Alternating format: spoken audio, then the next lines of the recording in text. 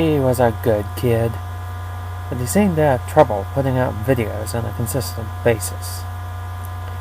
As for the title of his show, well, adventures would seem to be a bit of a stretch.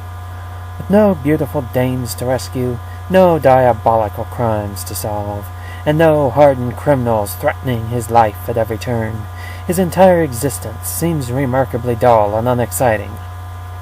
But hey, we can't all live the good life.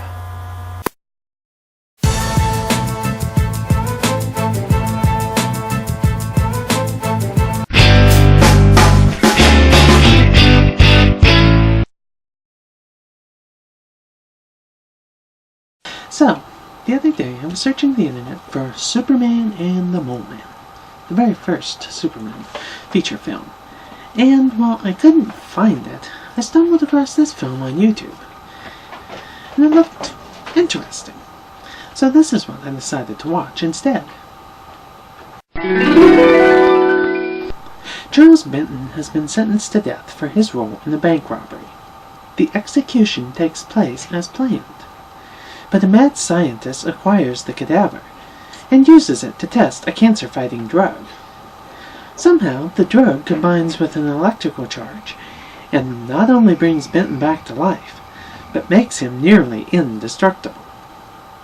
Yeah, the title's a slight exaggeration, but I'm sure you probably already guessed that. The charge has burned out his vocal cords, leaving him mute, but his brain is intact, and he wants revenge on his criminal counterparts who squealed on him. Quite a few people die, and one person commits suicide, but the gory stuff is left to the viewer's imagination. Basically, a few people get flung around and you see a few dead bodies at a distance. There is some drinking, and one man lights up a cigarette. To be honest, I decided to watch this movie because I thought it was going to be one of those super cheesy B-movies that's so poorly made that it's funny.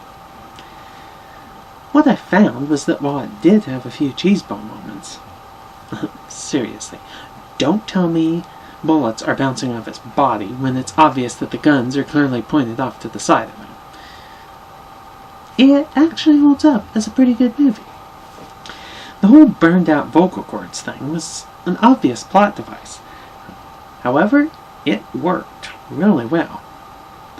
I mean, I have seen so many movies where people or animals or monsters or throw other people around, and they're always roaring or yelling or shouting stuff. So to have this guy tossing people around without making a sound was pretty creepy, and was a pretty good touch.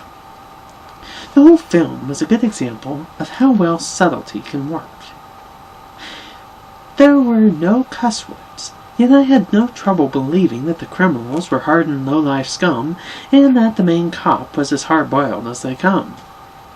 Admittedly, there were a few people that I wasn't quite sure if they'd been killed or not until someone actually mentioned that they'd been killed later on, but I did fine without having to see every bloody, bone-crushing moment. The whole mad scientist bit was rather cheesy, and the one thing I could have done without was all the close-ups on Benton's face. I think they were trying to convey his emotions or something, but all I noticed was his eyelids twitching, and it was kind of distracting.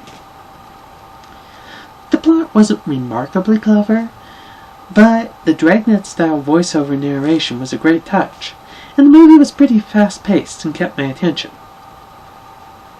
Overall, the movie's probably a little scary for real young kids, but it's a good, clean movie, and I'd recommend it for pretty much anyone else. And someone who likes old cop shows would really enjoy this.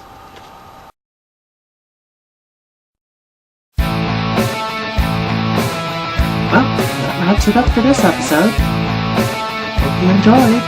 As always, if you liked it, be sure to give us a big old thumbs up down below, and click subscribe if you haven't already so you don't miss a single episode. This is Kenny, encouraging you to watch outside the box.